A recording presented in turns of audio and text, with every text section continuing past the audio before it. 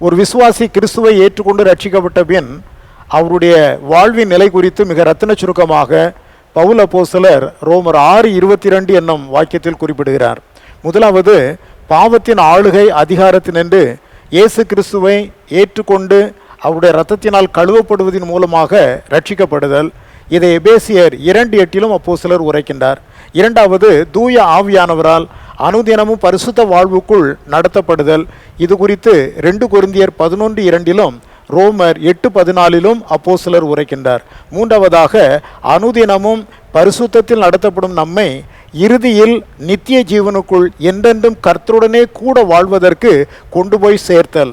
இதை ஆண்டவர் யோவான் 10:28 யோவான் அப்போஸ்தலர் 1 யோவான் 2:25 பவுல் அப்போஸ்தலர் 1 தெசலோனிக்கர் 4:17 கூறுகின்றார்கள். விடுதலை அடைவோம், பரிசுத்தம் அடைவோம், தேவனுடன் ஒன்று சேர்வோம்.